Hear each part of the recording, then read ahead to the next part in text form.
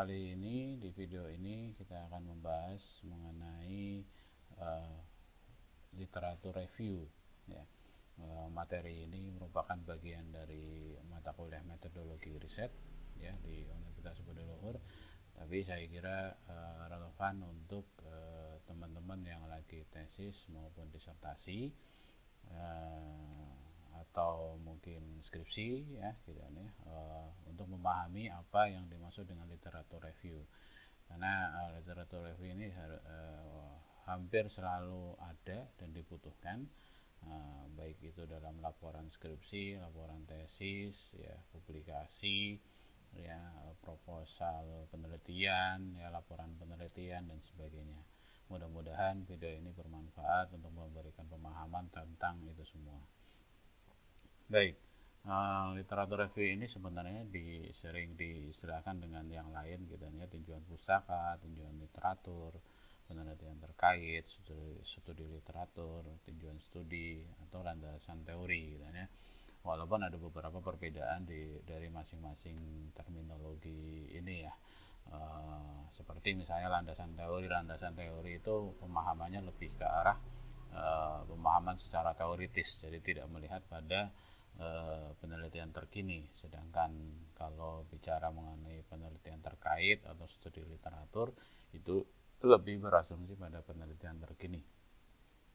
Literatur review berisi urian tentang teori, temuan atau bahan penelitian yang lain yang diperoleh dari bahan acuan, ya, diperoleh dari literatur atau pustaka yang lain, ya.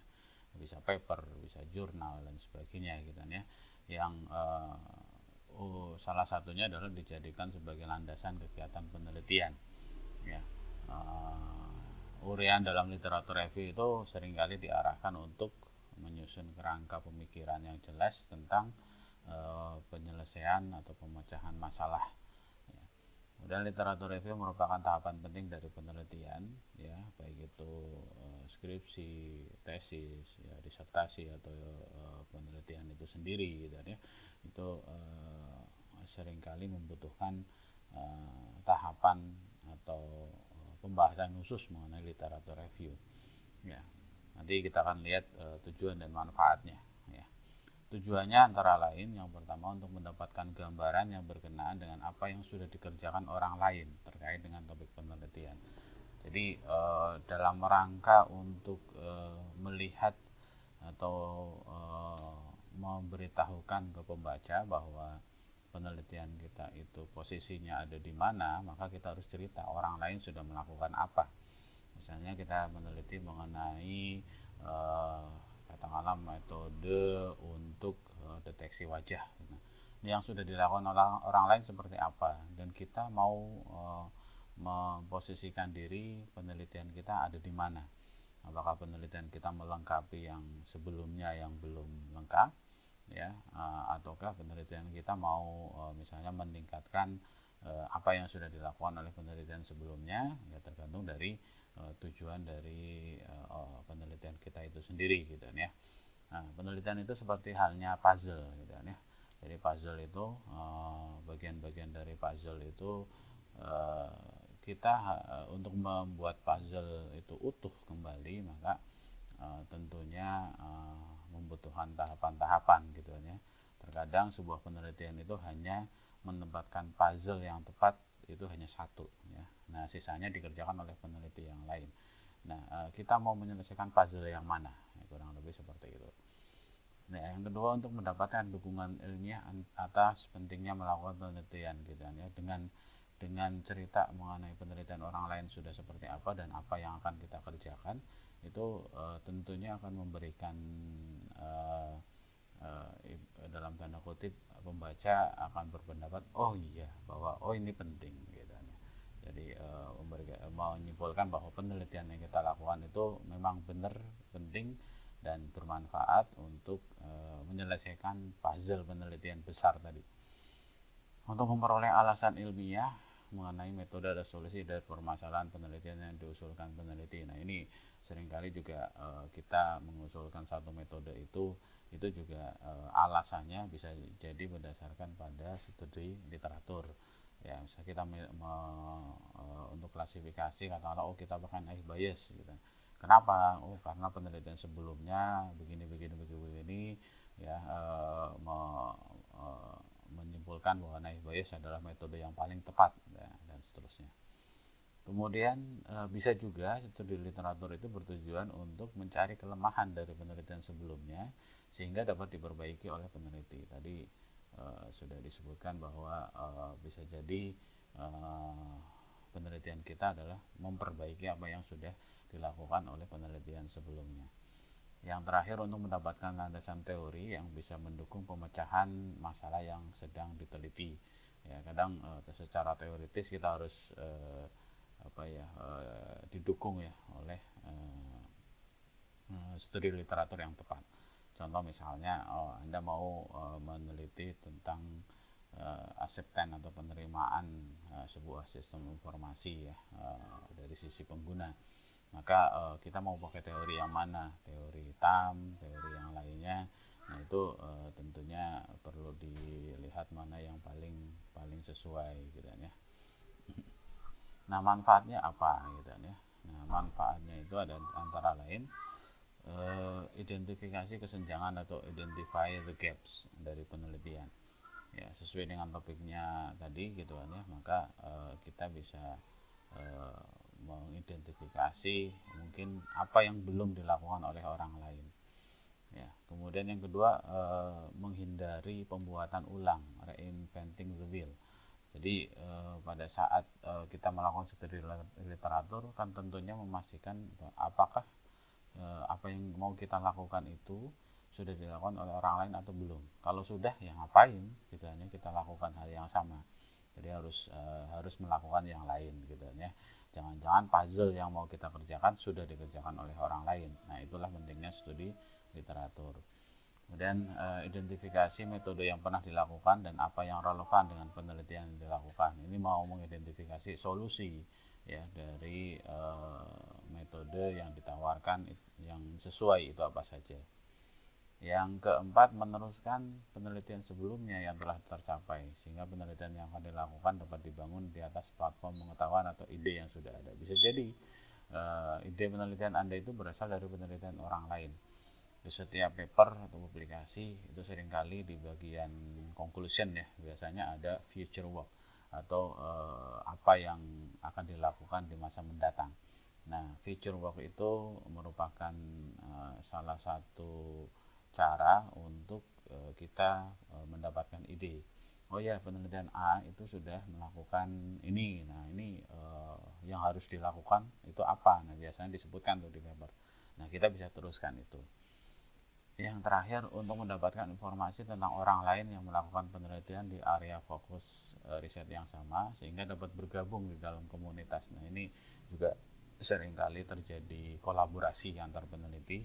Ya, caranya ya dengan mencari paper yang sejenis, kemudian memperhatikan bisa jadi penulisnya siapa, kita bisa join atau bertanya mengenai uh, kemungkinan kolaborasi dan sebagainya. Nah, selanjutnya literatur review yang baik itu seperti apa?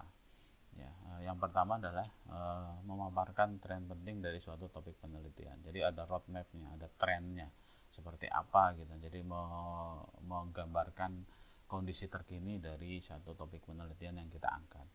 Dan yang kedua menyatukan kekuatan dan kelemahan dari penelitian terdahulu. Nah, bisa jadi mengungkapkan yang terdahulu itu punya kelebihan apa dan punya kekurangan apa. Sehingga nanti kaitannya dengan yang ketiga akan teridentifikasi potensi gap.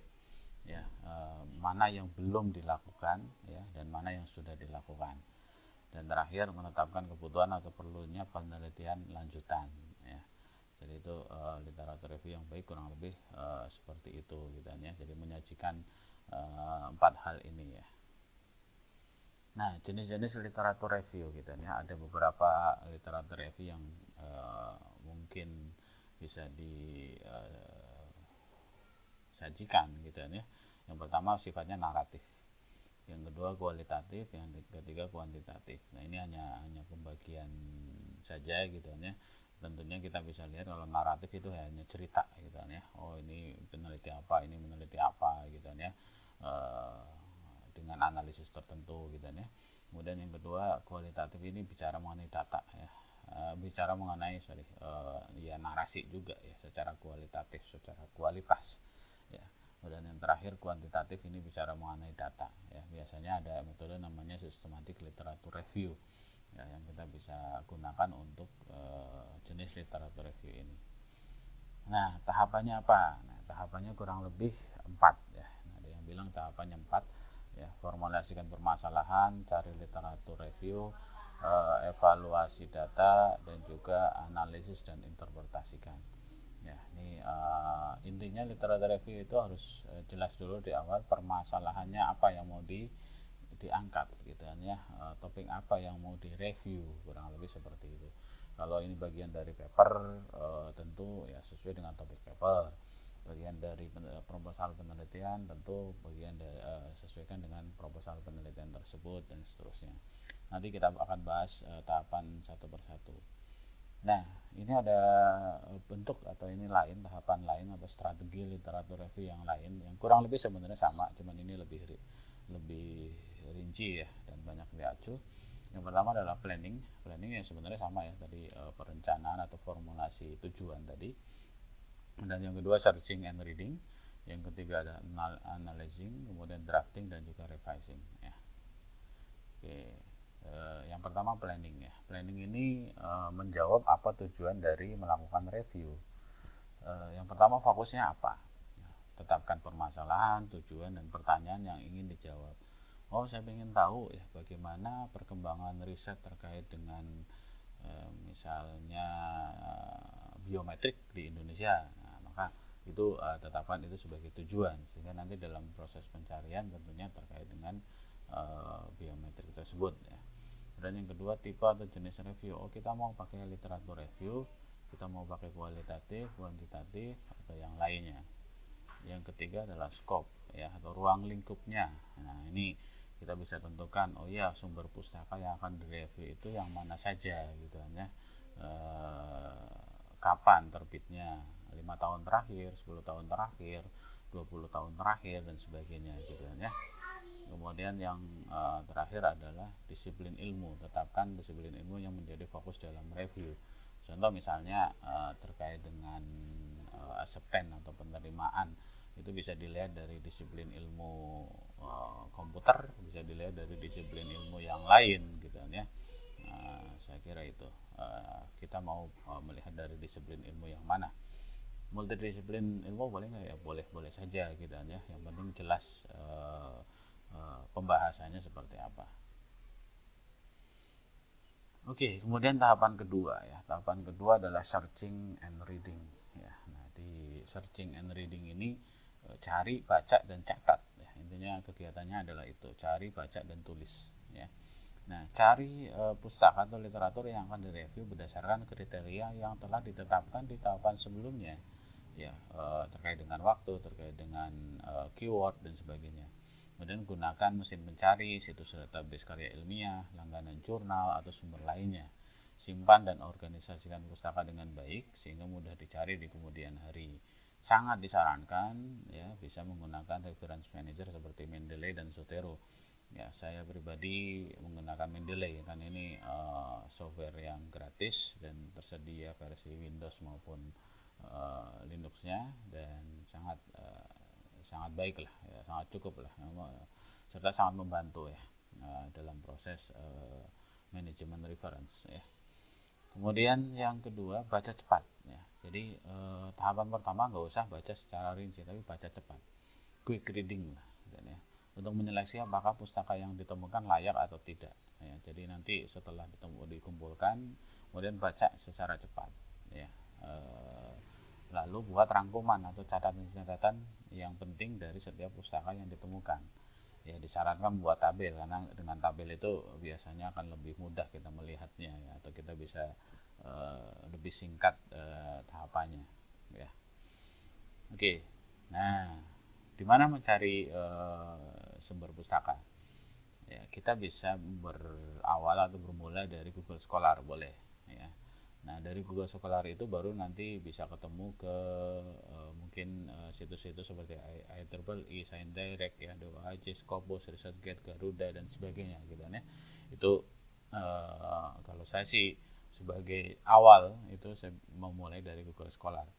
Walaupun ada beberapa yang mungkin langsung menuju ke situs yang qualified seperti Science Direct, ya, Elsevier, ya, dan sebagainya ya. Jadi database pengindeks tersebut itu bisa dipakai untuk mencari paper atau jurnal ilmiah, ya. Nah, ada beberapa yang memang memperhatikan quality ya. Jadi jurnal itu juga ada kualitasnya. Ya, semakin berkualitas tentu nanti hasil reviewnya akan semakin semakin baik ya. Mungkin soal kualitas jurnal nanti kita coba bahas di kesempatan yang lain. Nah, yang kedua tadi baca cepat ya. Nah, bagaimana melakukan quick reading atau baca cepat ya. Ada beberapa bagian yang perlu dilihat secara lebih seksama dan juga sekilas. Yang pertama judul. Judul perhatikan dengan lebih seksama. Kenapa? Karena di judul itu ada informasi. Judul yang baik pasti akan ada informasi kontribusi utama atau tujuan penelitian. Kemudian yang kedua adalah metodenya yang dipakai apa. Ya, yang ketiga adalah skop atau cakupan dari penelitian itu. Ya, misalnya katakanlah tingkat penerimaan LMS di Indonesia dengan metode TAM misalnya. Ya, tingkat penerimaan itu tujuannya LMS di Indonesia itu adalah objek penelitiannya atau cakupannya, dengan metode TAM itu adalah metodenya. Jadi kita minimal dapat 3 hal itu di dalam judul ya. Kemudian yang kedua abstrak. Abstrak ini juga baca secara rinci ya, perhatikan secara seksama bagian-bagiannya. Di dalam abstrak itu ada informasi rangkuman dari keseluruhan paper. Jadi setelah baca abstrak harusnya gambaran dari isi paper sudah kita bisa dapatkan ya, peroleh. Lalu tahapan 3 adalah judul bab dan subbab. Nah, ini bisa baca sekilas. Jadi kalau dalam tahapan baca cepat tentunya kita nggak usah terlalu fokus pada judul bab ini ya, bisa Anda baca sekilas saja. Lalu gambar dan tabel juga sama, sekilas saja gitu aja. Lalu kemudian kesimpulan. Nah, di kesimpulan ini bisa kita lihat cari kesimpulan yang mungkin sekiranya menarik ya, ya menarik gitu kan ya, yang kadang di situ misalnya oh ternyata, nah jadi cari kata oh ternyata itu gitu kan ya. Nah itu kalau ada yang menarik catat ya. Nah dari hasil baca cepat ini kita bisa buat rangkuman. Nah tabel rangkuman sebenarnya bebas saja gitu kan ya, artinya sesuai dengan preferensi kita. Ada yang seperti ini gitu kan ya. Ini dulu saya waktu pertama belajar bikin rangkuman ya, itu dibuatnya suruh seperti ini gitu kan oleh dosen saya. Pertama dari judul, tahunnya, kemudian penulisnya, lalu kategorinya, oh ini survei atau review atau penelitian ya, kemudian relevansi dengan tugas, dengan disertasi. Ini waktu disertasi dulu itu bagaimana dan seterusnya gitu ya. Bisa jadi nanti relevansi dengan topik penelitian itu tinggi, rendah, atau mungkin sedang dan sebagainya. Ini nanti dalam rangka untuk melakukan seleksi mana yang akan kita pakai, mana yang tidak ya. Oke, kemudian isinya seperti apa. Nah, ini saya jelaskan secara rinci. Boleh seperti ini, boleh juga ada yang seperti ini ya. Nah ini juga kurang lebih sama ya. Ini cuma dibuat vertikal ya, judul apa, penulisnya siapa, publikasinya di mana, pemahaman terhadap paper itu seperti apa. Jadi ini kata-kata saya sendiri yang dielaborasi dari paper gitu kan ya. Ya tadi melihat bagian-bagian yang tadi sudah disebutkan. Ya informasinya itu ada di mana ya, boleh gitu kan ya. Informasi penting ada di mana gitu kan ya. Abstrak, paragraf pertama, paragraf terakhir, ya, dari kesimpulan dan sebagainya. Dan berapa lama kita melakukan review. Ini dulu karena kita ingin melihat seberapa cepat kita melakukan review, sehingga saya tambahkan ada waktu review. Ya, lanjut. Nah, ini contoh yang lain ya.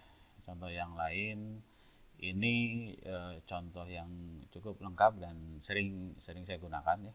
Pertama ada tahun ini gunanya untuk melihat timeline ya dari terbitnya paper dan judul penelitian, kemudian fokus penelitian fokus ini kadang saya jadikan satu dengan tujuan penelitian, jadi satu ya. Kemudian metode, nah ini karena dalam image processing ada metode ekstraksinya seperti apa, metode identifikasi atau klasifikasinya seperti apa, maka saya bagi dua ya. Dalam kasus yang lain saya gabung menjadi satu ya, metode penelitiannya nanti diceritakan apa secara singkat di situ, lalu hasil penelitian yang menarik itu apa. Nah itu mungkin perlu didetilkan, tapi jangan terlalu panjang ya, jangan copy paste dari abstrak ya. Kadang ada yang copy paste dari abstrak sehingga kolom yang terakhir itu terlalu panjang ya. Kalau bisa ada situ mungkin analisis yang kita lakukan, kekurangannya apa dan seterusnya. Nah, tahapan selanjutnya setelah kita bikin rangkuman, kita bisa melakukan analisis. Nah, ini yang jarang dilakukan. Ya banyak orang yang berhenti untuk bikin tabel ya. Tabel ya hanya rangkuman saja, hanya list saja. Nah, di tahapan analisis ini menyajikan ya, hasil analisis ilmiah terhadap paper-paper yang direview. Nah, bentuk dari analisis review itu antara lain ada yang compare ya, mencari kesamaan ya, kontras, mencari ketidaksamaan, criticize ya, memberikan pandangan, mengkritisi, sintesa ya, synthesize ya, membandingkan, dan summarize ya, meringkas dan sebagainya. Nanti saya kasih contoh satu persatu ya. Nah, yang pertama kita bahas satu persatu ya, compare, mencari kesamaan. Ya, carilah persamaan dari paper-paper yang ada di dalam tabel yang tadi sebelumnya ya. Mungkin bisa berdasarkan tujuannya, berdasarkan metodenya atau data yang digunakan, lalu bahas itu. Ya, bahas misalnya dari sisi metode ternyata terkait dengan untuk menyelesaikan persoalan klasifikasi katakanlah citra buah-buahan, maka ada metode ini ya, itu dibahas tuh metodenya apa saja. Metode A siapa, paper mana yang pakai gitu ya. Nah, dari tabel itu kan kelihatan ya. Dataset yang digunakan, datasetnya ada ini ya, paper mana saja yang menggunakan dan seterusnya. Nah, contohnya misalnya ini gitu kan ya. Saya ambil dari salah satu paper saya gitu kan ya. Ada linknya di sana. Misalnya ini beberapa algoritma klasifikasi yang berkaitan dengan akademik ya, di akademik yang digunakan, misalnya decision tree digunakan di paper nomor 4, nomor 6, nomor 11 dan seterusnya. KNN digunakan nomor sekian. Nah, ini contoh mencari kesamaan metode yang diusulkan oleh orang lain gitu ya. Atau ini ya, sebelah kanan ini adalah beberapa metode DSS yang kaitannya dengan Human Resource Development ya, ada ANFIS, ada AHP, ada SAW, WWP dan seterusnya yang digunakan oleh masing-masing paper di sini. Ya, ini juga salah satu paper saya gitu kan ya. Judulnya Adaptive Neuro ANFIS Method dan seterusnya. Oke, lanjut. Jenis yang kedua adalah mencari ketidaksamaan atau kontras. Nah, di tahap jenis ini kita mencoba mencari ketidaksamaan dari paper, ya, mengkontraskan antara paper satu dengan paper yang lain. Ya, jadi perbedaannya yang dicari. Ya, nah, ini bisa dibuat tabel perbedaan dari rangkuman sebelumnya gitu. Ini kita buat tabel perbedaan atau dinarasikan. Contoh di sini. Ya. Beberapa peneliti mengelompokkan arah optical flow jadi 4. Ini si Chaudhry dan kawan-kawan itu jadi 4. 8 arah. Nah, ini kan sudah berbeda. Si Latny Povan dan seterusnya gitu ya. Kemudian 9 arah dari Wang Sunosi, 12 arah Cui dan seterusnya gitu ya.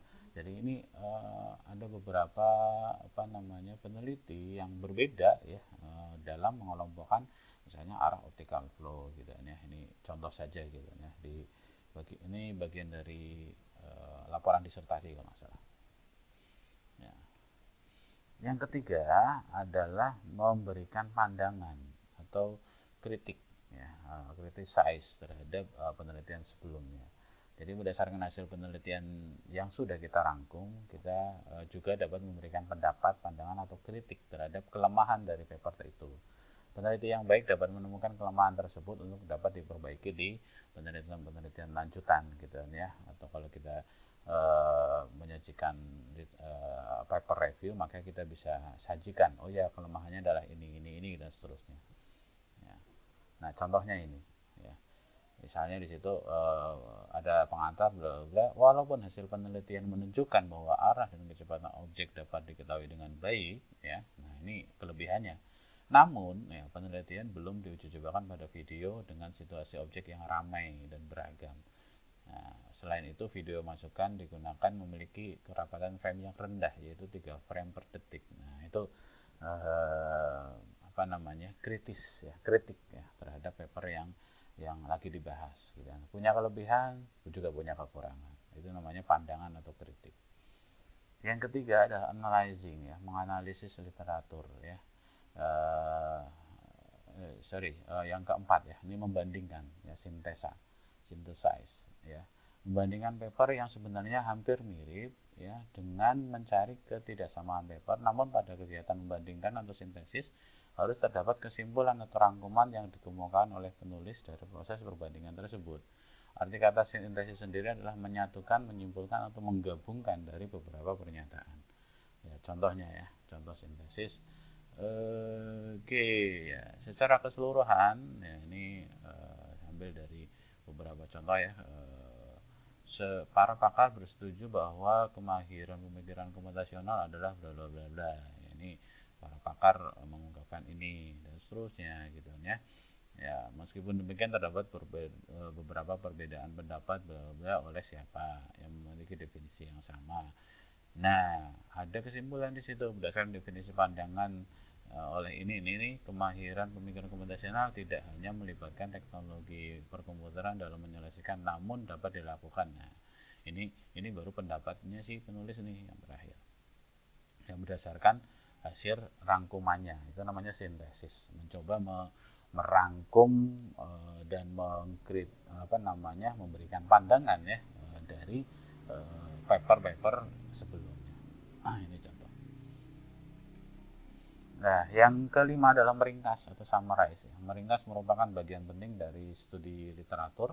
Ringkasan yang baik mengandung intisari yang padat namun dinyatakan dalam kalimat yang singkat, sederhana dan mudah dimengerti. Jadi dengan bahasa penulis, bukan bahasa asli papernya ya, bahasa penulis.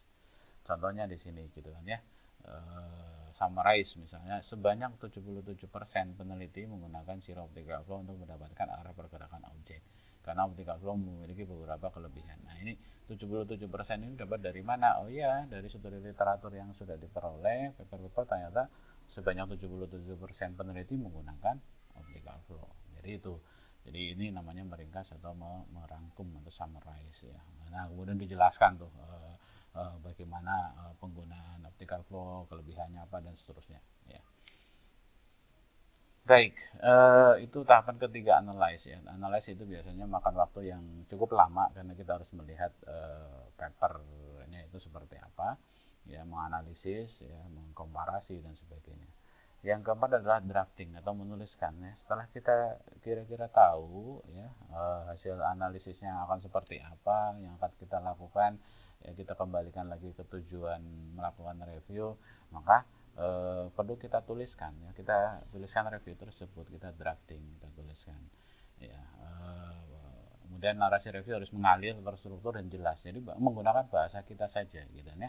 Kemudian memerlukan latihan yang terus menerus, jadi terus menulis ya. Jadi drafting ini gak cuma sekali, bisa jadi berkali-kali ya. Contoh misalnya ini udah ya tadi ya, sama ya.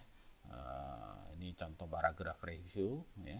Nah, ini bisa jadi ini hasil dari iterasi yang kesekian. Jadi drafting itu nggak cuma sekali. Ini paragraf ini kalau nggak salah ingat gitu kan ya, saya buat tadinya panjang gitu kan ya, tapi berikutnya dirangkum jadi cuma beberapa kalimat saja.